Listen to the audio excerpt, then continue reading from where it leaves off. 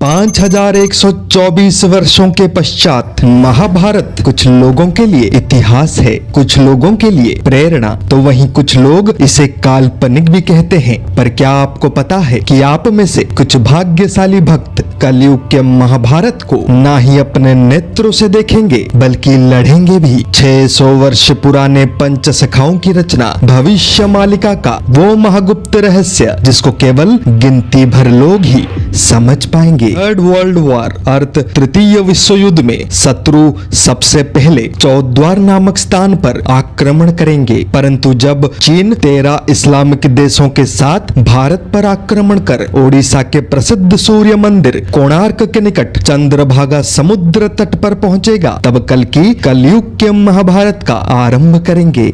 आज हम तृतीय विश्व युद्ध नहीं बल्कि कलयुग के महाभारत के विषय में चर्चा करेंगे।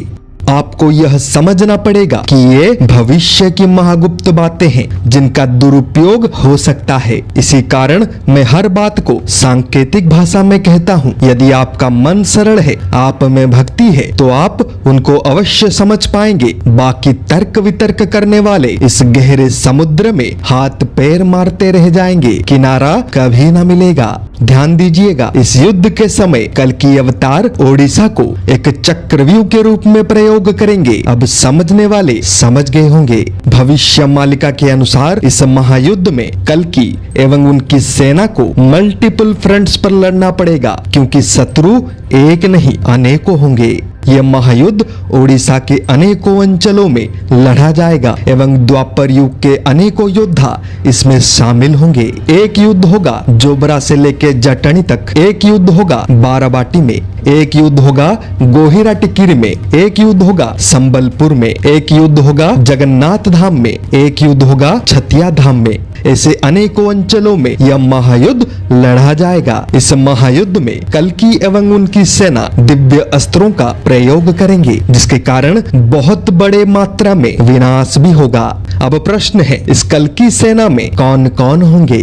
भविष्य मालिका के अनुसार 4 युगों के योद्धा तथा भक्त इस कल्कि सेना में शामिल होंगे। गुरु अच्युतानंद जी ने अपने ग्रंथ शिवकल्प नवखंड निर्घंट में स्पष्ट सूचक दिया है कि जब तुम देखोगे कि भारतवर्ष के सभी नागा साधु ओडिशा में एकत्रित हो रहे हैं, तब समझ जाना कि निर्देश आ चुका है एवं कलयुग का महाभारत आरंभ होने वाला है। कुछ लोग सोच रहे होंगे कि महायुद्ध के साथ इन नागा साधुओं का क्या संबंध है। कहानी है 1757 की। 30,000 अफगानी आक्रांताओं ने वृंदावन एवं मथुरा पर आक्रमण कर इन दोनों अंचलों को नष्ट कर दिया था। उसके पश्चात जब वो गोकुल पहुंचे, तब उनका सामना 3,000 नंगे नागा साधुओं से हुआ, जिनको देखकर अफगानी हंसने लगे। हर हर महादेव के जयकारा के साथ इन्हीं 3,000 नागा साधुओं ने मात्र कुछ ही घंटों के अंदर 30,000 अफगानियों का सिर धड़ से अलग कर दिया था। इतिहास के किताबों में इसे द बैटल ऑफ गोकुल कहा जाता है।